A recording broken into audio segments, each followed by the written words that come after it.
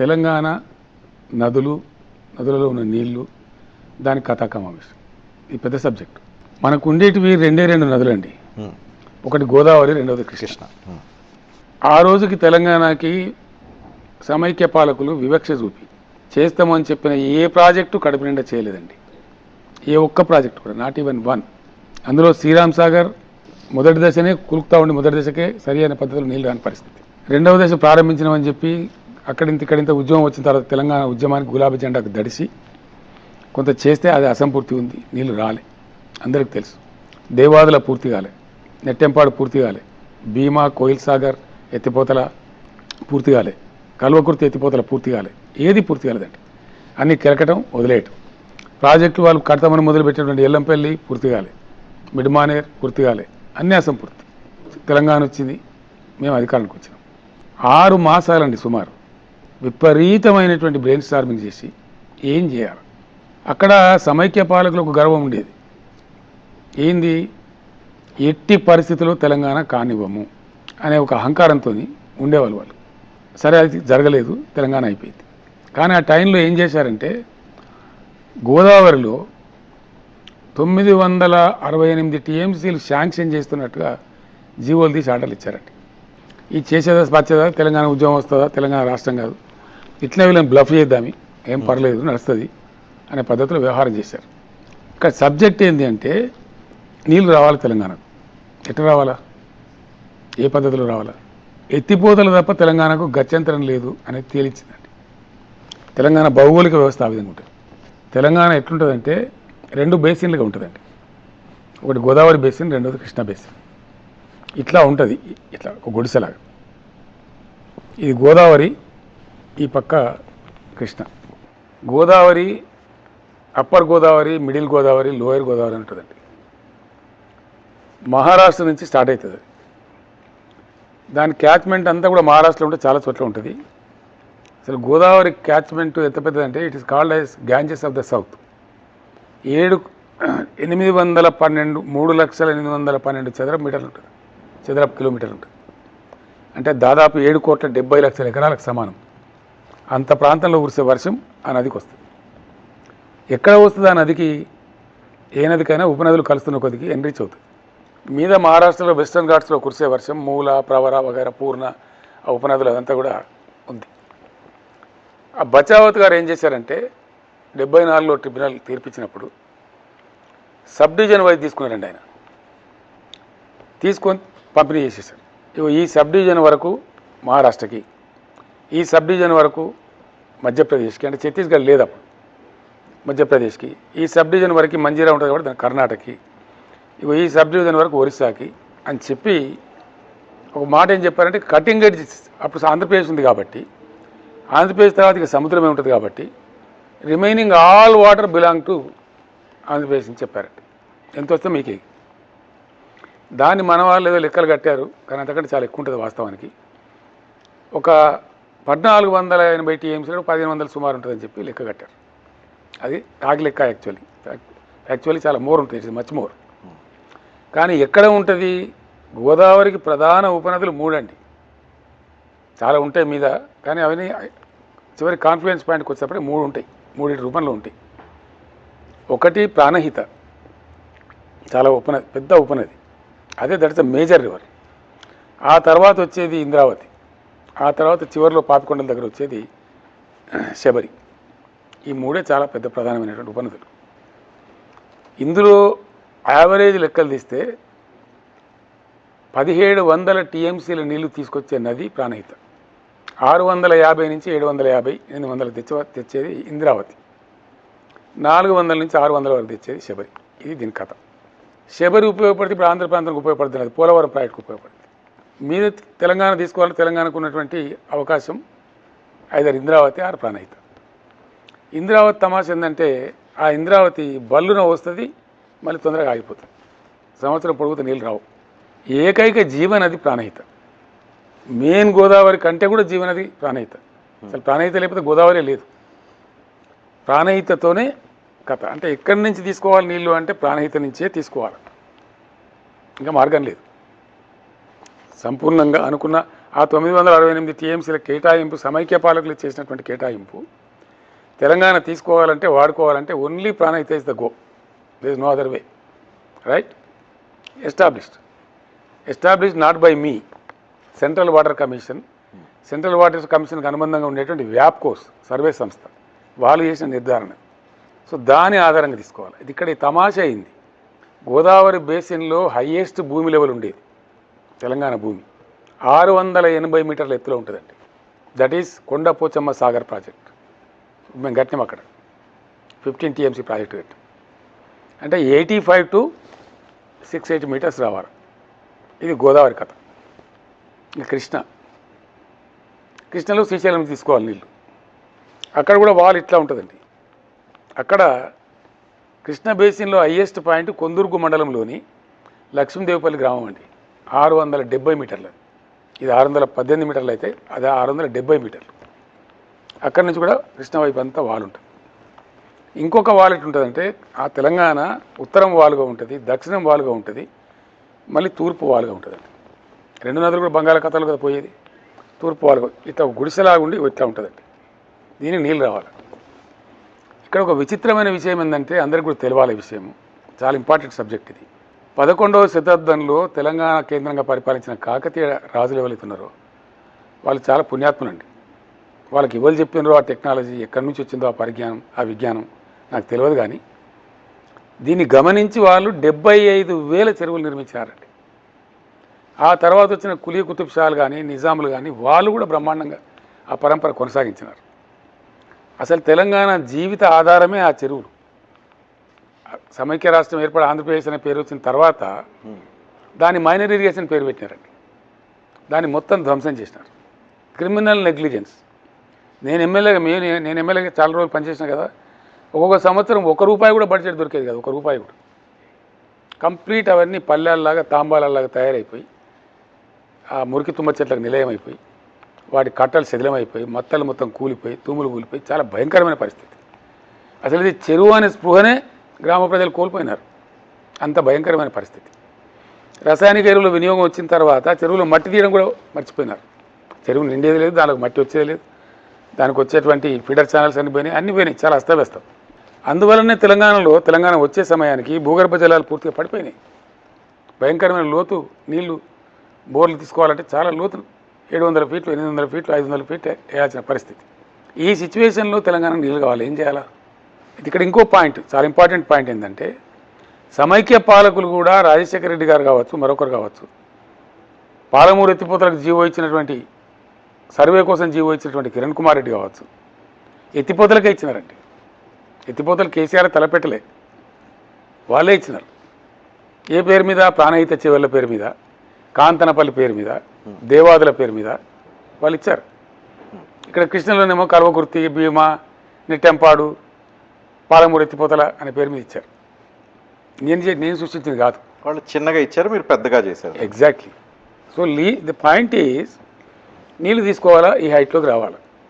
అంటే హైట్ మొత్తం అంతా వస్తేనే నీళ్ళు వస్తాయని కాదండి. ఒక లెవెల్కి వస్తే కొన్ని నీళ్ళు వస్తాయి, ఒక లెవెల్కి వస్తే కొన్ని లక్షల ఎకరాలకు వస్తాయి, మళ్ళీ ఒక లెవెల్కి వస్తే మళ్ళీ కొన్ని లక్షల ఎకరాలకు వస్తాయి. అట్లా చాలా అద్భుతమైనటువంటి. సో కాళేశ్వరం డిజైన్ మొత్తం మీరే చేశారా లేకపోతే ఇంజనీర్లు చేశారా? ఇప్పుడు అది పెద్ద సమస్య తెలంగాణలో, తెలుసుకోవాలనుకుంటున్నాను. డిజైన్ మరి కాంగ్రెస్ వాళ్ళు మీరే డిజైన్ చేశారని చెప్తారు. అది వాళ్ళ విజ్ఞానానికి వదిలిపెట్టాలి, అది వాళ్ళ మూర్ఖత్వానికి పరాకాష్ట. అది డిజైన్ అయితే ఇంజనీరింగ్ గ్రాడ్యుయేటే కాదు, ఇంజనీరింగ్ భాషే నాకు రాదు. నేను ఎట్లా చేస్తానండి? చెప్తా వినండి. మేము స్ట్రాటజిస్ట్లము, రాజకీయ నాయకులు స్ట్రాటజిస్ట్లమే తప్ప డిజైన్ చేసే వాళ్ళం కాదు. నెంబర్ 1. నెంబర్ 2 ఏంటంటే ఈ నీళ్ళు తీసుకోవాలంటే ప్రాణహిత చేవేళ్ళ అని వైఎస్ గారు మొదలుపెట్టినండి. దానిలో మొత్తంలో ఆయన పెట్టిన రిజర్వాయర్ల కెపాసిటీ వచ్చి 14 టీఎంసీలు అండి. అంటే ఈ పంపు పోస్తూ ఉంటే ఈ పంపు అందుకోవాలి అంతే, ఇంకా అక్కడ ఏం లే. కరెంటు పోతే గోవింద, ఫినిష్ నడవదు, సిస్టమ్ నడవదు. అంటే వాళ్ళకి నీళ్ళు ఇచ్చే ఉద్దేశం లేదు. మేము నీళ్ళు తీసుకోవాలి, మేము రాష్ట్రమైన కాబట్టి నీళ్ళు తీసుకోవాలి, తీసుకొని తీరాలి.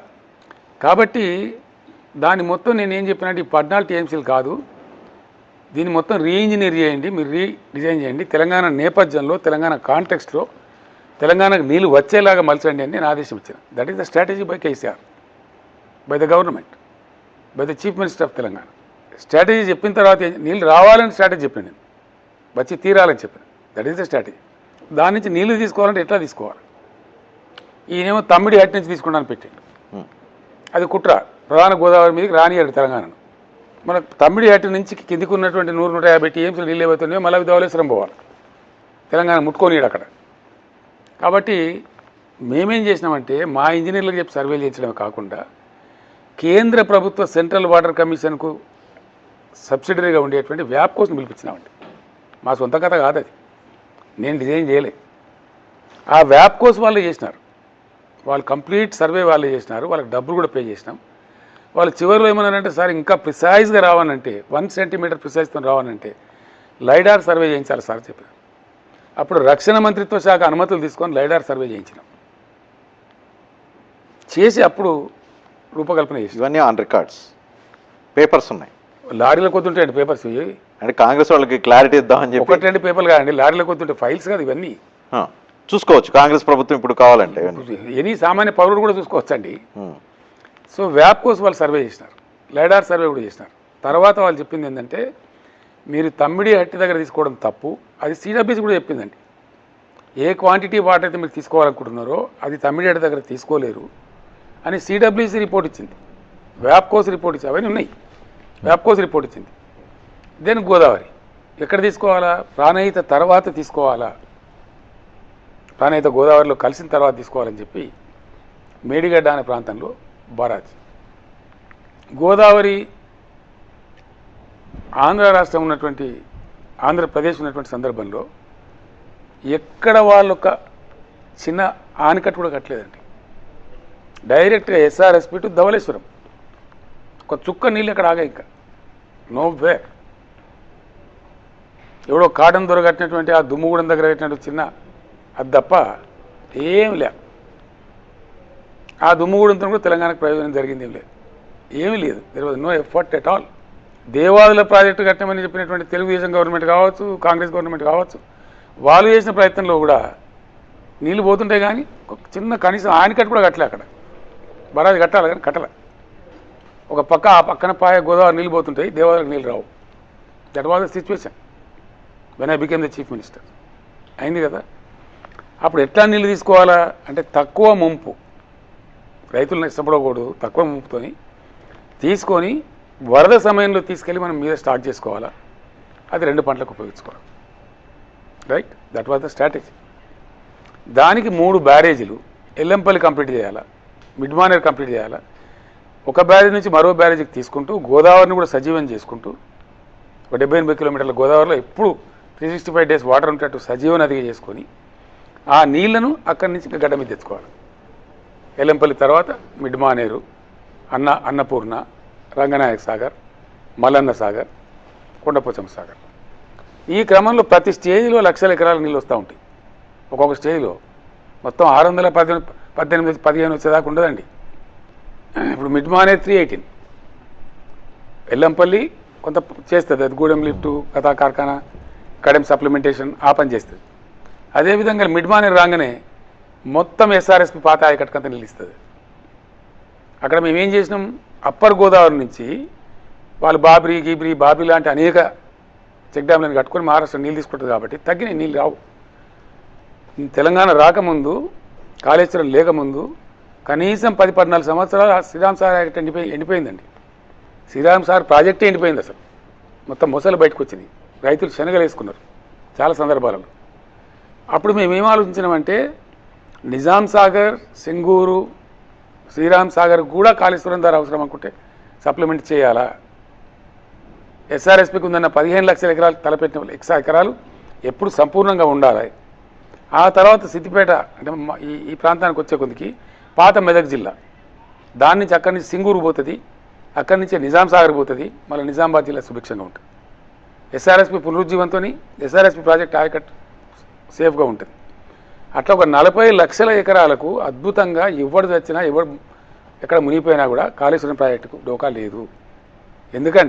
ఎందుకంటే గోదావరిలో అప్పర్ గోదావరి నుంచి 100 టీఎంసీ, 30 టీఎంసీ, 10 టీఎంసీ వచ్చిన రోజులు కూడా ఉన్నాయండి మంచిర్యాల కాడ. అసలు నీళ్ళే ఉండేటి కావు. కానీ ప్రాణహిత రివర్ యొక్క గొప్పతనం ఏంటంటే భారతదేశం మొత్తం కరువు ఏర్పడిన సందర్భంలో కూడా వర్స్ట్ కండిషన్లో లోయెస్ట్ వాటర్ ప్రాణహితలో వచ్చింది 465 టీఎంసీలు అండి. అంటే డోకా లేదు, అక్కడి నుంచి లిఫ్ట్ చేసుకోవచ్చు. ఒకటి ఇక మేడిగడ్డ కథ చెప్పాలి. మేడిగడ్డ బరాజ్ కాళేశ్వరం ప్రాజెక్ట్ ఏంటంటే ఫస్ట్ మీకు అర్థం కావాలి, చూసేటువంటి ప్రేక్షకులు అర్థం కావాలి. 3 బరాజులు అసంపూర్తిగా ఉన్న ఎల్లంపల్లి పూర్తి చేయటం, అసంపూర్తిగా ఉన్న మిడ్ మానేర్ పూర్తి చేయటం. ఓకే అండి. దాని తర్వాత పంప్ హౌజులు ఇంత ఈ హైట్. అందుకే దాని పేరు multi stage lift irrigation scheme అండి. Not single stage, not single lift. ఆ లిఫ్ట్స్ ఆ మల్టీ స్టేజెస్లో 200 కిలోమీటర్ల అండర్ గ్రౌండ్ టన్నల్స్ ఉన్నాయండి.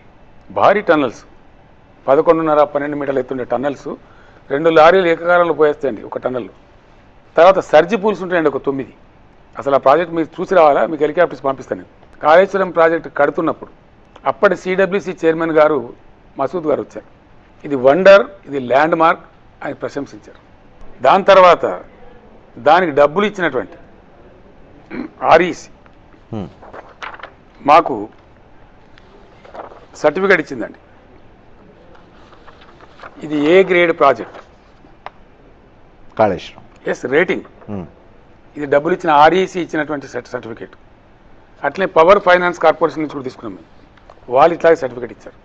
మన చీఫ్ జస్టిస్ రాఘవేంద్ర సింగ్ చౌహాన్ గారు, అప్పుడు తెలంగాణ హైకోర్టు సీజేగా ఉన్నటువంటి రాఘవేంద్ర సింగ్ చౌహాన్ గారు ఇంకో 5-6 జడ్జిలతో కలిసి కాళేశ్వరం ప్రాజెక్టు విజిట్ చేశారండి. నంది మేడారం ఒక పంప్ హౌస్ ఉంటుందండి, అక్కడి నుంచే టన్నల్స్ బిగినాయి. ఆ పంప్ హౌస్ చూసి ఆయన ఆశ్చర్యపోయి ఆయన తిరిగి హైదరాబాద్ వచ్చి అవన్నీ చూసి, కేసీఆర్ గారు మీరు ఏమైనా చేయగలుగుతారు మీరు అనుకుంటే, ఇంత గొప్ప పని చేసిండ్రు, మాకు హైకోర్టు బిల్డింగ్ కూడా కట్టేయండి దయచేసి తొందరగా అని చెప్పి నన్ను రిక్వెస్ట్ చేశారు. ఇది ఒక అద్భుతమైన ప్రాజెక్ట్ అది. ఇవన్నీ చరిత్ర అండి, మేము నేను చెప్పే డబ్బా స్టోరీ కాదు, ఇట్స్ ఆల్ ఫ్యాక్ట్. ఇవన్నీ జరిగి మళ్ళీ మేము ఏం చేసాం, మీరు ఇచ్చిన డబ్బులు మేము ఎట్లా సద్వినియోగం చేస్తున్నామో ప్రతి రూపాయి, ఇక రాష్ట్ర ప్రభుత్వ వాటా కూడా కొంత కలిపి ఎట్లా పెడుతున్నామో చూడండి అని 2 హెలికాప్టర్లు పెట్టి ఆ బ్యాంకర్స్కు, ఆ ఫండింగ్ ఏజెంట్స్ను ఎప్పటికప్పుడు చూపించామండి. కనీసం 4 సార్లు వాళ్ళు వచ్చి విజిట్ చేశారు. వివిధ దశలలో ప్రాజెక్టు నిర్మాణాన్ని చూశారు వాళ్ళు. ఇది కథ. కాళేశ్వరం వాడకం ఎట్లా ఇప్పుడున్న ఈ అర్బకులకు తెలియలేదు. నేను అర్బకులు అంటున్నా, అసమర్థులు అంటున్నా. ఎందుకు అంటున్నా అంటే మీరు వినండి. మీది 2 బ్యారేజీలు వేరండి, దానికి అప్పర్ గోదావరి నీళ్ళే వస్తాయి, ఎస్ఆర్ఎస్పీ ద్వారా వచ్చే నీళ్ళు వస్తాయి, గోదావరి సర్ప్లస్ అయితే. దీనికి వచ్చే నీళ్ళు మాత్రం, మేడిగడ్డ బ్యారేజ్కి వచ్చే నీళ్ళు మాత్రం ప్రాణహిత నుంచి వస్తాయి, మహోధృతంగా వస్తాయి. ప్రాణహితలో 3000 టీఎంసీ వచ్చిన సంవత్సరాలు కూడా ఉన్నాయండి. అసలు 1700 టీఎంసీకి తక్కువ రాదు ఏ సంవత్సరం. 1000 టీఎంసీ, 1100 టీఎంసీ, 900 టీఎంసీ అట్లా వస్తుంది, ఉధృతంగా వస్తుంది. అంత హెవీ రివర్ అది, చాలా వెరీ హెవీ. అయితే మేడిగడ్డ గోదావరి నుంచి మన నీళ్ళు ఎట్లా వాడుకోవాలా? అంతర్రాష్ట్ర వివాదాలు కదా ఈరోజంతా. అటుపక్క మహారాష్ట్ర, కింది పోతే ఛత్తీస్గఢ్, ఇటు కూడా మనది కూడా ముంపు సమస్య. ఇక్కడ ఎట్లా వాడుకోవాలా అంటే గోదావరి ఉత్తరం నుంచి వచ్చి స్ట్రేట్ మన ఒడ్డుకు తగులుకుంటుందండి. కాళేశ్వరం పుణ్యక్షేత్రం దగ్గర మన తెలంగాణ ఒడ్డుకు తగులుకొని ఒక 15-16 కిలోమీటర్లు ఒడ్డెంబడే పోతుంది. పోయి మళ్ళీ లెఫ్ట్కి తిరిగి మళ్ళీ అటు ఒడ్డు నుంచి పోతుంది, మహారాష్ట్ర ఒడ్డు నుంచి. ఆ రోజు ఇంజనీర్లు ఫైనల్ చేసింది ఏంటంటే, సార్ మీరు ఇంత బాధపడుతున్నారు కదా, ఇక్కడ మనం కన్నెపల్లి అనే ప్రాంతంలో ఎక్కడైతే ప్రాణం వచ్చి కలుస్తుందో, కలిసినాక 1 కిలోమీటర్ దూరంలో మనం కట్టుకున్నట్టయితే అసలు బ్యారేజీ లేకుండా కూడా నీళ్ళు తీసుకోవచ్చు మనం. వితౌట్ బ్యారేజ్ ఇప్పుడు తీసుకునేది కూడా అంతేనండి. వాస్తవానికి వితౌట్ బ్యారేజీ తీసుకుంటాం. మేడిగడ్డ బ్యారేజ్తో పనిలే. అది వీళ్ళకి అర్థం కాల, చాలామందికి అర్థం కాల, తెలియదు. ఒకటి ఇప్పుడు కట్టిన మేడిగడ్డ బ్యారేజ్, ఎస్, క్రాక్లు వచ్చిన అన్న మేడిగడ్డ, ఎస్, దాని సంబంధం లేకుండా నీళ్ళు తీసుకోవచ్చు. కొన్ని 100 టీఎంసీలు నీళ్ళు తీసుకోవచ్చు, 1-2 కాదు. తీసుకున్నాం కూడా అట్లనే చెప్తా మీకు నేను. That is what is the secret. అంటే నీళ్ళు ఆపకుండా ఎట్లా తీసుకుంటారు వినండి మీరు, అదే కదా తమాషా. మహోధృతంగా ప్రవహించే గోదావరి కదా, గోదావరిలో ఒక 50,000 క్యూసెక్ల వరద వచ్చిందండి, పంప్ హౌస్ సాగు చేస్తుందండి, నడతానే ఉంటాయి మోటార్లు. అట్లా 4 మాసాల పాటు గోదావరిలో నీళ్ళు ఉంటాయి, సుమారు 4 మాసాల పాటు. అప్పుడు ఎంతైనా మనం నీళ్ళు ఎత్తుకోవచ్చు ఆ వరద ఉన్నప్పుడు. యాక్చువల్లీ రజనీకాంత్ గారు దాని వీళ్ళకి అర్థం కాని అయితే నేను చెప్తున్నా కదా, మేడిగడ్డ బరాజుకు ఉండేటివి దాదాపు 80 పైచీల గేట్లు ఉంటాయండి, 88 పిల్లర్స్ ఉంటాయి, బ్లాకులు ఉంటాయండి. The wonder is this. అసలు గోదావరి వరద వస్తున్న టైంలో మొత్తం గేట్లు లేపేస్తారండి, హ్యాండ్స్ డౌన్. ఒక గేట్ కూడా దించుండదు. నాట్ ఈవెన్ సింగిల్ గేట్, అన్నీ లేపిస్తారు. జస్ట్ గోదావరి ఫ్రీ ఫ్లో పోతూ ఉంటుంది. అసలు అప్పుడు ఇక్కడికి పంప్ హౌస్తో వాడుకుంటారు. 2200 క్యూసెక్ల కెపాసిటీ ఉన్నటువంటి 17 పంప్ సెట్లు ఎన్ని అవసరమైతే అన్ని వాడుతుంటారు. అక్కడ తమాష ఏంటంటే ఎప్పుడు పనిచేస్తారు గేట్లు మెడిగడ్డ వాడకం ఎప్పుడు? ఇప్పుడు కాంగ్రెస్ తెచ్చిన కరువు ఏంది, కాంగ్రెస్ తెలివి తక్కువతనం ఏంది? ఇదే. ఎప్పుడు బంద్ చేస్తామంటే సెప్టెంబర్లో వర్షాలు తగ్గుముఖం పడతాయి. అక్టోబర్లో కూడా 1,00,000 క్యూసెక్ల పైన ఉంటుంది గోదావరిలో ప్రాణహితలు.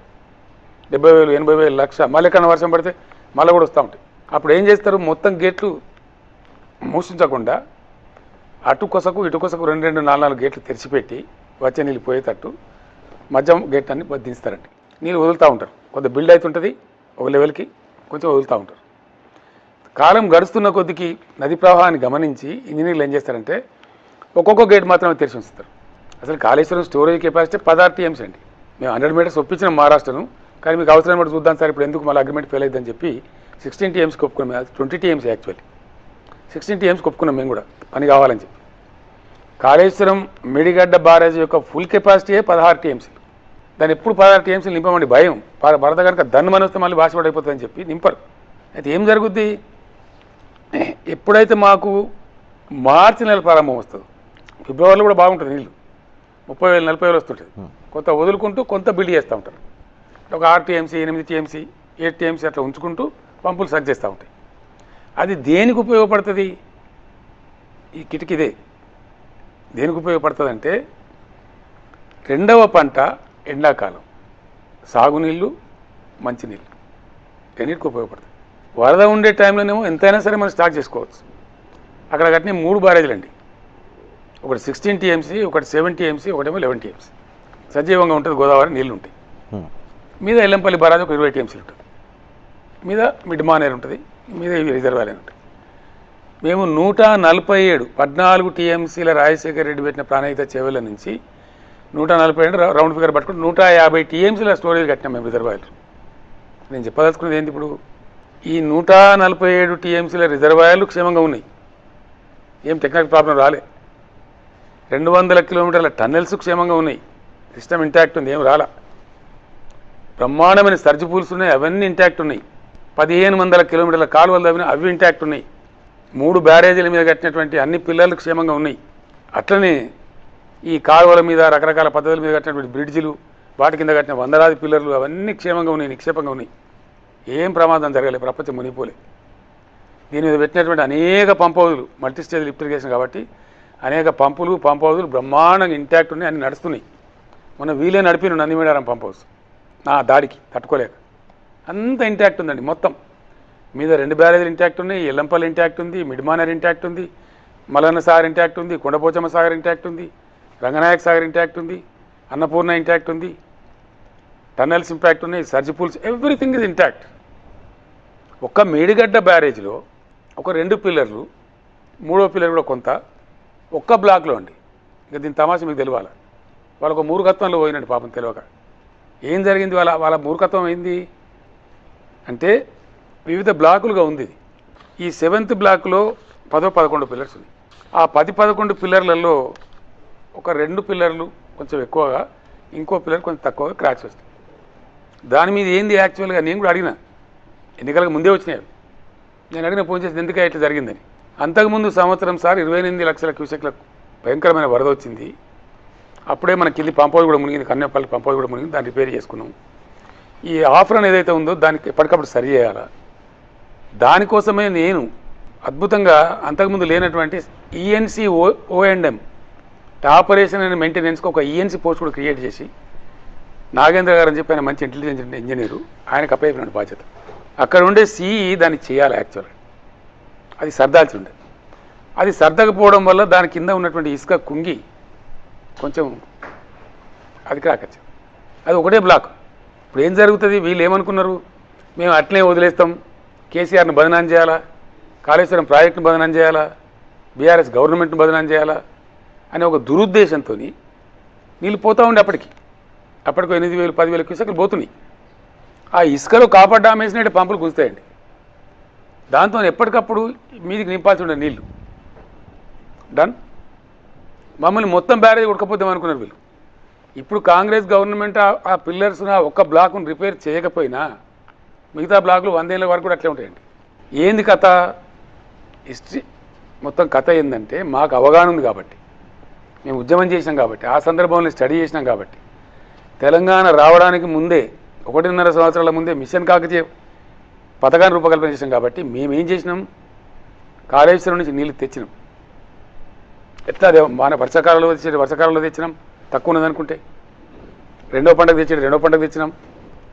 ఎప్పటికప్పుడు మొత్తం చెరువులు నింపి పెట్టేవాళ్ళు. మిషన్ కాకతీయ చేసి అద్భుతంగా చేసినాం. దాన్ని చెరువుల యొక్క నీటి సామర్థ్యాన్ని పెంచినాం, వాటి కట్టలు బందోబస్తు చేసినాం, వాటి యొక్క మత్తలు బందోబస్తు చేసినాం, తూములు బందోబస్తు చేసినాం. చాలా బ్రహ్మాండంగా ఎంత పెద్ద వరద వచ్చినా కొట్టుకపోకుండా చేసినాం. చేసి కాళేశ్వరం ద్వారా ఉన్న కాలువల నుంచి, పాత కాలువల నుంచి మొత్తం ఆ కాలువల కింద ఉండే రాడార్లో ఉండే 11,000 చెరువులు నింపినాం. అందుకే మీరు మీ టీవీ నైన్ కూడా చూపించింది వార్తలు. ఎండాకాలంలో కూడా మత్తళ్ళు దుంకుతున్న చెరువులు, ఎండాకాలంలో కూడా మత్తళ్ళు దుంకుతున్న చెక్ డ్యామ్లు. ఇవే కాకుండా ఇంకో పని మేము ఏం చేసినాం, 4,000 కోట్ల రూపాయలు పెట్టి చెక్ డ్యాములు మంజూరు చేసినాం. 1,200 చెక్ డ్యాములు గోదావరి బేసిన్లో ఉండేటువంటి, కృష్ణా బేసిన్లో ఉండేటువంటి అన్ని ఉపనదుల మీద, వాగుల మీద, వంకల మీద చేసినాం. ఒక 500-600 కన్స్ట్రక్షన్ కూడా అయిపోయినాయి. మీకు హల్దీ వాగు మీద, కూడవెల్లి వాగు మీద, మంజీరా వాగు, చాలా వాగులు ఎక్కడ చూసుకున్నా, నిజామాబాద్ జిల్లాలో పెద్ద వాగు మీద, కప్పల వాగు మీద, అన్నిటి మీద కట్టినారు. మా ఎమ్మెల్యేలు నిలబడి కట్టినారు. బ్రహ్మాండంగా అన్నీ నింపి పెట్టేది. ఇంజనీర్లు, ఐఏఎస్ అధికారులు అయితే ఏం చేస్తారండి, వాటర్ అనేది కాలువకే ఇస్తాం, వాగులు ఎట్లా పోస్తామండి అంటారు వాళ్ళు. వాళ్ళకి తెలంగాణ ఆత్మ తెలియదు. మేము పరిపాలకులం కాబట్టి, మేము ఎమ్మెల్యేలం కాబట్టి, మంత్రులం కాబట్టి, ముఖ్యమంత్రులం కాబట్టి మాకు తెలుసు తెలంగాణ ఎట్లా బతుకుతుందో. దాన్ని అంటే ఎంత గ్రౌండ్ వాటర్ పోతుంటుందో, బోర్లు గుంజుతుంటాయో అంతా ఎప్పటికప్పుడు మేము రీఛార్జ్ చేసేవాళ్ళం. మొత్తాలు నింపి పెట్టేవాళ్ళు, చెరువులు నింపి పెట్టేవాళ్ళు, చెక్ డ్యాములు నింపి పెట్టేవాళ్ళు, అవసరమైన సందర్భంలో వాగులలో నీళ్ళు ఇడిచేవాళ్ళు. మీకు సింపుల్గా చెప్పానంటే మేడిగడ్డ బరాజులో నీళ్ళు ఎట్లా తీసుకోవాలనే టాక్టికల్ అప్రోచ్ ఏంటంటే అది 2వ పంట నుంచే తీసుకుంటాము. సెప్టెంబర్ ఎండింగ్, అక్టోబర్, నవంబర్, డిసెంబర్లో నీళ్ళు తీసుకుంటాము. ఆ టైంలో దొరికేటువంటి 75-100 టీఎంసీల నీళ్ళు తీసుకొని ఈ మీదికి పంపిస్తూ ఉంటాం, ఈ పంపవుల ద్వారా, ఈ మల్టీ స్టేజ్ లిఫ్ట్ల ద్వారా పంపించుకుంటూ ఛార్జ్ చేస్తూ ఉంటాం. దాంతో భూగర్భ జలం పడిపోదు, బోర్లు ఎండిపోవు, కొత్త బోర్లు కూడా పడతాయి, పొలాలు ఎండిపోవండి.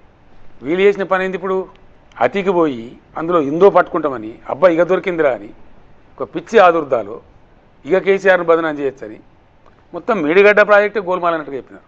యాక్చువల్ ఫ్యాక్ట్ ఏందండి, మేడిగడ్డ బరాజ్ మీద, Medigadda barrage is one single component of entire college Vibrant Kaleshwaram project. That's small component. దాని కాస్ట్ అంతా 4,000-4,500 కోట్లు ఉంటుంది. ఆ 3 పిల్లర్లు సరి చేస్తే ఒక 150 కోట్లు అయిపోతుంది. అదేం బ్రహ్మ విద్య కాదు, దానికి ఏం ప్రమాదం రాలేదు. Yes, I will see it. నేను కాదండి, ఈ తతంగం అంతా అర్థమైంది తెలంగాణ ప్రజలకు. ఇప్పుడు కరీంనగర్ జిల్లా కొత్తపల్లి మండలం నుంచి స్వామిరెడ్డి గారిని ఒక రైతు ఒక వ్యాసం రాసిండండి పేపర్లో. ఈ కాంగ్రెస్ దుర్మార్గులు కేవలం కేసీఆర్ను బదనాం చేయాలని దురుద్దేశంతో చేయక మన పొలాలు ఎండబెట్టిండ్రు. ఈ కాళేశ్వరం ప్రాజెక్ట్ కింద ఉన్న మొత్తం రైతులను కలిసి తలా ఇంత చందా వేసుకొని 200 కోట్లతో మనం కట్టుకుందామని పెట్టినండి వారు. ఆయన వ్యాసం రాశాడు. అది కానీ అది సాధ్యం కాదు కదా. సాధ్యం. Yes, I will do it. నేను మొన్న అదే చెప్పిన, మీరు కాళేశ్వరం ప్రాజెక్టును నా కళ్ళ ముందే తెలంగాణ నాశనం చేస్తూ కూర్చుంటే నేను మౌనం పాటించే ప్రసక్తి లేదు. మీరు ఎవడడ్డస్తారో రాండి, 50,000 మంది రైతులను తీసుకొని మిమ్మల్ని పండబెట్టి తొక్కుకుంటూ పోయి దాన్ని రిపేర్ చేస్తా, కాళేశ్వరం పంపులు నడుపుతా అని చెప్పిన మొన్న కరీంనగర్ జిల్లాలో. Yes, I said it. కానీ పొలిటికల్ స్టేట్మెంట్ ఓకే, కానీ ప్రభుత్వం చేయాల్సిన పని ఇండివిజువల్స్ ఏం చేయాలి? మేము ఇది ప్రజాస్వామ్యం, ప్రజాయుగం. ప్రభుత్వం ఒకరు మొండికేసి చేయకపోతే ప్రజలు చేసుకుంటారండి. మేము చేసి చూపెడతాం. I will get it done. కోటానుకోట్ల ప్రజలు, లక్షలాది రైతుల కుటుంబాలకు సంబంధించిన సమస్య ఒక చీప్ పొలిటికల్ టాక్టిక్స్ కోసం, మీ చిల్లర రాజకీయాల కోసం దాన్ని బలి పెడతామంటే ఎట్లా చూస్తూ ఊరుకుంటుందండి తెలంగాణ సమాజం? ఎందుకు ఊరుకోవాలా? ఏమైందండి? టన్నెల్స్కి ఏమైనా అయిందా? రిజర్వాయర్లకు ఏమైనా అయిందా? కాలువలకు ఏమైనా అయిందా? పంపౌదులకు ఏమైనా అయిందా? మీ 2 బ్యారేజీలకు ఏమైనా అయిందా? అక్కడ ఎంత వెర్రి చేతలండి. ఈ గ్రౌటింగ్లు గ్యూటింగ్లు ఎవ్రీ ఇయర్ చేయాలా? That is operation and maintenance అంటారు. నదుల మీద ఉండే బ్యారేజీలకు కానీ రిజర్వాయర్లకు కానీ ఎప్పటికప్పుడు మెయింటెనెన్స్ చేస్తూ ఉండాలి. ఈవెన్ నాగార్జున సార్ కూడా మెయింటెనెన్స్ చేస్తాం ఇప్పుడు ఎవ్రీ ఇయర్. ఆ మెయింటెనెన్స్ నిర్లక్ష్యం చేస్తే లేచిపోతుంది ప్రాజెక్టు. కానీ 90,000 కోట్ల రూపాయలు ఖర్చు అయింది కాళేశ్వరానికి. 90,000 కోట్ల రూపాయలు జెన్యూన్గా పర్ఫెక్ట్గా ప్రజలకు ఉపయోగపడే ప్రాజెక్ట్ని కట్టించి ఇచ్చామని చెప్పగలుగుతారా కాన్ఫిడెంట్గా? నేను చెప్పుడు కాదండి, ప్రజలు చెప్తున్నారు కదా. ఎందుకంటే 5 సంవత్సరాలు కాళేశ్వరం ఫలితాలు పొందిరు కదా ప్రజలు. 40-50 లక్షల టన్నుల వడ్లు పండించిన తెలంగాణ 3.5 కోట్ల వడ్లు ఎట్లా పండించిందండి కాళేశ్వరం పుణ్యం కాకపోతే? అదేమన్నా స్టోరీయా? కాంగ్రెస్ ప్రభుత్వం శ్వేతపత్రం రిలీజ్ చేసింది కేవలం వాళ్ళ పత్రం బోగస్ అండి, వదిలిపెట్టండి. 3.5 కోట్ల వడ్ల టన్నులు ఎట్లా పండినాయి తెలంగాణలో? You tell me, answer me. Let the Congress answer the people. ఊరికే ఇష్టం వచ్చినట్టు మాట్లాడదామంటే కాదు కదా. 3.5 కోట్ల వడ్లు పండిన మాట నిజమా కాదా? ఒకటి, మేం పండించిన పంట అసమర్థ కేంద్ర ప్రభుత్వం, నరేంద్ర మోడీ ప్రభుత్వం కొనడానికి చేత కాకపోతే ఎఫ్సిఐ నిరాకరిస్తే, ముండికేస్తే entire Telangana cabinet, entire Telangana శాసనసభ్యులు, ఎంపీలు, ఎమ్మెల్సీలు అందరం మీరు ఢిల్లీలో ధర్నా చేసాం కదండి. ఎందుకు చేయాల్సి వచ్చింది? ఇవన్నీ బట్టియేనా? మీ బోగస్ పత్రాలు, మీ కాకమ్మ కబుర్లు, మీ బాకా ఊదే పేపర్లు, అది నిజమా? 98,000 ఎకరాలు మాత్రమే కాళేశ్వరం వల్ల సాగవుతుంది అనేది రబ్బిష్ అండి. ఎంత సాగవుతుంది మీ లెక్క ప్రకారం? రబ్బిష్. మీ లెక్క ప్రకారం ఎంత? 40 లక్షల ఎకరాలు సాగవుతుంది, 30 లక్షల ఎకరాలు సాగవుతుంది లాస్ట్ కాళేశ్వరం ద్వారా. ఎస్. ఎక్కడిదండి? స్టేజ్ 2కి నీళ్ళు ఎక్కడియండి? సూర్యాపేట తుంగతుర్తికి నీళ్ళు ఎక్కడియండి? మహబూబాబాద్ డోర్నకల్ నీళ్ళు ఎక్కడియండి? రజనీకాంత్ గారు వచ్చినాయా శ్రీరామ్ సార్ నీళ్ళు? పేరు కది ఎస్ఆర్ఎస్పి స్టేజ్ 2. నేను చెప్పేది మహబూబాబాద్ వాళ్ళు వింటున్నారు కదా, నేను చెప్పేది తుంగతుర్తి వాళ్ళు వింటున్నారు కదా, సూర్యాపేట వింటున్నారు కదా, డోర్నకల్ వింటున్నారు కదా, నర్సంపేట, భూపాలపల్లి ప్రాంతాలకి ఎప్పుడు నీళ్ళు వచ్చినాయండి? వరంగల్ జిల్లా కూడా కడుపు నిండా నీళ్ళు వచ్చినాయండి? వచ్చినాయా? రాలే. ఎప్పుడు కరీంనగర్ జిల్లా దాటకపోయేది. కాళేశ్వరం లేకపోతే శ్రీరామ్ సార్ స్టేజ్ 2 ఎక్కడదండి? Very Sriram Sagar stage 2. ఇంకోటి కట్టిన వాళ్ళు ఇంజనీర్లు కదా, కేసీఆర్ పోయి తవ్వుతాడండి కాలువను. 2, ఇంకోటి అలా ఏమో దొరుకుతుంది అని వీళ్ళు ఒక భ్రమలో ఉన్నారు. దానికి తోక ఎంక్వైరీ తొట్టమే డూ ఇట్ కాదు. డ్యామ్ సేఫ్టీ అథారిటీ వచ్చి ఎంక్వైరీ చేసి, కాంగ్రెస్ కాదు, డ్యామ్ సేఫ్టీ అథారిటీ వచ్చి ఎంక్వైరీ చేసి ఇక్కడ ఏదో తప్పు జరిగింది అని వాళ్ళు రిపోర్ట్ ఇచ్చారు. వినండి మీరు. మొన్న ప్రధానమంత్రి ప్రాతినిధ్యం వహిస్తున్నటువంటి ఉత్తరప్రదేశ్ రాష్ట్రంలో గంగా నది మీద కడుతుంటే బ్రిడ్జి కూలిపోయిందండి. బీహార్లో కడుతుంటే బ్రిడ్జి కూలిపోయిందండి. అమెరికాలో హోవర్ డ్యామ్ కొట్టుకుపోయిందండి 2-3 సార్లు, మళ్ళీ కట్టుకున్నారు. మన దగ్గర కడెం ప్రాజెక్ట్ కొట్టుకుపోయిందండి. నాగార్జున సార్ రైట్ సైడ్ మొత్తం కుంగిపోయిందండి కట్టిన తర్వాత, మళ్ళీ సరి చేసుకున్నారు. ఈ మెగా ప్రాజెక్టులు, మహానదుల మీద కట్టే ప్రాజెక్టులలో డెఫినెట్గా కొన్ని లోపాలు వస్తాయి. దానికే ఆపరేషన్ అండ్ మెయింటెనెన్స్ అంటారు. ఏదన్నా అన్సిన్ వీళ్ళు కట్టినండి. ఇప్పుడు నేను ఇంకో ఉదాహరణ చెప్తాను మీకు. మిడిమానేరు ప్రాజెక్టును కోమటిరెడ్డి వెంకటరెడ్డి తమ్ముడు ఆయన కట్టిండండి. అది ఆ కట్ట ఒక్కటే పెద్దవాని గురించి అది కొట్టుకొని పోయిందండి మా గవర్నమెంట్లో. మేము ఆయన జైలు వేసినామా, కేసు పెట్టినామా, హంగామా చేసినామా, దాన్ని మళ్ళీ మీరు రిపీట్ చేసినాం. ఆ కొట్టుకుపోయిన గ్యాప్ను మళ్ళీ భర్తీ చేసినాం. మిడ్మానేర్ కంప్లీట్. మా జిద్దేముండే తెలంగాణకు నీళ్లు రావాలి, పచ్చని పంటలు పండాలి, ప్రజలు బతకాలి. మా జిద్దు అది. మేము చిల్లర రాజకీయాలు చేయలే.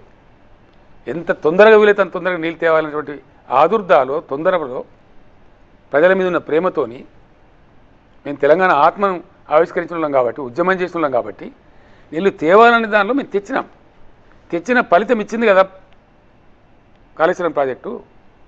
3.5 కోట్ల ధాన్యం పండడానికి కారణమైంది కదా కాళేశ్వరం ప్రాజెక్టు. మరి నువ్వు మేడిగడ్డ నీళ్ళు ఎత్తకపోయింది కదా, పంటలు ఎండిపోయినాయి. ఆ క్రాక్లు వచ్చిన తర్వాత రజనీకాంత్ గారు నేను చెప్పదలుచుకున్న విషయం ఏంటంటే 50-60 టీఎంసీల నీళ్ళు వృధాగా పోయినాయి కిందికి. డ్యామ్ సేఫ్టీ అథారిటీ వదిలేయమని చెప్పింది. Nobody set. వీళ్ళ మూర్ఖత్వానికి నేను అడిగిన అక్కడ పనిచేసే ఇంజనీర్లు ఏమవుతుందంటే నాకు అర్థం కాదు. మీరే కదా కట్టిన, మీకు బుద్ధి లేదా, మీకు చెప్పలేదని అడిగిన నేను. మేము చెప్పినాం సార్, మేము మొత్తం చూడాల్సుకున్నాం, మీ ప్రాజెక్ట్ అంతా చూడాల్సుకున్నాం, ఎత్తద్దు నీళ్ళు అని చెప్పిన.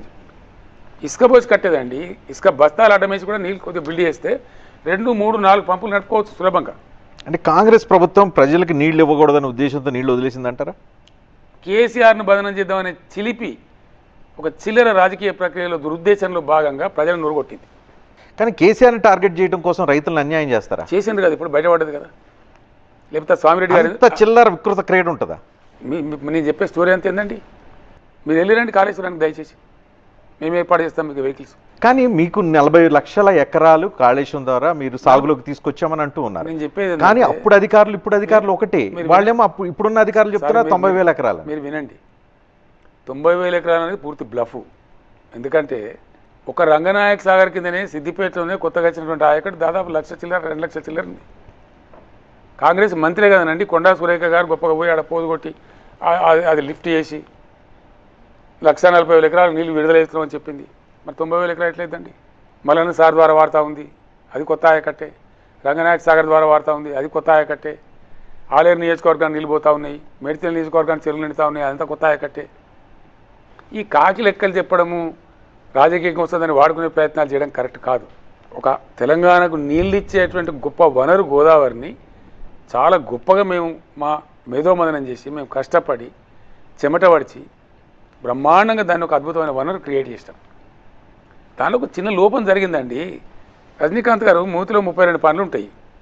ఒక పనుకి ఏదైనా ఇబ్బంది వస్తే మొత్తం పనులు కూడా కొడతామండి, మొత్తం నోరే ధ్వంసం చేస్తామా? ఆ పన్ను డెంటిస్ట్ దగ్గర పోయి ఆ పన్ను రిపేర్ చేసుకుంటాం. అది జరగాల్సిన పని. అది చెయ్యకుండా కేవలం బీఆర్ఎస్ పార్టీని, బీఆర్ఎస్ ప్రభుత్వాన్ని, కేసీఆర్ను దీనిలో ఇరికించవచ్చు, దీనిలో బదనాం చేయొచ్చు అనే ఒక క్షుద్ర ఆలోచనతోని, చిల్లర ఆలోచనతోని. ఇంకోటి వీళ్ళ అర్భకత్వం ఎక్కడ బయటపడుతుందంటే, నేను నల్గొండ జిల్లా పర్యటనకు బయలుదేరితే కాలువలో నీళ్ళు వదులుతారు. ఎస్ఆర్ఎస్పి వరద కాలువని మేము రిజర్వాయర్ చేసినామండి, బ్రహ్మాండంగా దాన్ని వాడినాం, మంచి పంటలు పండింది, లక్షల ఎకరాల పంటలు పండింది. దాన్ని మొత్తం వీళ్ళు ఎండగొట్టింది. నేను ఆ పర్యటనకు బయలుదేరితే అప్పుడు వరద కాలువలో నీళ్ళు వదులుతారు. ఎక్కడికి వెళ్ళి మళ్ళీ కాళేశ్వరం సిస్టంతో అన్నీ ఇప్పుడు తెలంగాణకు మొత్తం తెలిసిపోయిందండి. వీళ్ళు ఒక నాటకం ఆడి ఎల్లెలకల పడిపోయినారు, అయిపోయింది, వెల్లెక్కల పడ్డారు వీళ్ళ కథ. ఇప్పుడు స్వామిరెడ్డి అని ఒక మామూలు రైతు, ఆయనకి ఇంత సాంకేతికత తెలియదు, ఇంత వ్యవహారం తెలియదు. ఆయన ఎందుకు రాసిందండి వ్యాసం? ఆయన ఎందుకు రాయాల్సి వచ్చింది? బాగుంటుంది ప్రొవకేషన్ ఫర్ హిమ్. ఇలా యావత్తు తెలంగాణ, ఉత్తర తెలంగాణ మొత్తం అంటున్నారు మమ్మల్ని అనవసరంగా ఎండగొట్టినరు, మా నోట్ల మన్నుమూసులు ఉంటున్నారు. డెఫినెట్గా నేను చెప్తున్నా రజనీకాంత్ గారు, పార్లమెంట్ ఎన్నికలలో కాంగ్రెస్కు ఈ దెబ్బ కనిపిస్తుంది. ఓకే, మేడిగట్టుని ఎట్లా బాగు చేయాలి? కాళేశ్వరం విషయంలో విజ్ఞానాన్ని ఉత్తమ్ కుమార్ రెడ్డికి ఇరిగేషన్ శాఖ మంత్రి కావచ్చు, సీఎం కావచ్చు ఇవ్వగలుగుతారు మీరు? కాళేశ్వరం సింపుల్ అండి, యాజ్ సింపుల్ యాజ్ దట్. కాళేశ్వరంలో ఉన్నటువంటి Medigadda barrage, only Medigadda barrage, only one component. Medigadda బ్యారేజ్లో 7th బ్లాక్లో 11 పిల్లర్లు ఉన్నాయి. దానిలో ఒక 2 3 క్రాక్ అయినాయి. ఆ బ్లాక్ మొత్తానికి కలిపి ఒక ఫౌండేషన్ ఉంటుంది, ర్యాఫ్ట్ అంటారు దాన్ని. అది సింగిల్ ర్యాఫ్ట్ ఉంటుంది. ఒకవేళ మొత్తం ర్యాఫ్ట్ తీసేసి మళ్ళా కట్టాలన్నా అయ్యేది 400-500 కోట్లే. దానికి పెద్ద భయంకరమైన కథ ఏం లేదు. ఇంకోటి, మీరు చేయకపోయినా మీ పరువు పోతుంది. ఎట్లా? ఒకవేళ మీరు కొట్టకపోద్దు అనుకోని దాంతో కేసీఆర్ బదనామవుతుంది అనుకుంటే ఆ ఒక్క బ్లాకే వద్దండి, మిగతాదంతా అట్లే ఉంటుంది. అసలు పోదు, ఏమి పోదు. మీరు చూస్తారు, నేను చూస్తా, మన ఇద్దరం బతికే ఉంటాం కదా, చూద్దాం. నేను మిమ్మల్ని తీసుకెళ్తా, పోదాం. వాళ్ళ యొక్క అపార్థము, వాళ్ళ తెలివి తక్కువతనము, అబ్బాయి దీనిలో ఏందో ఇక కేసీఆర్ కథమే చేయొచ్చు.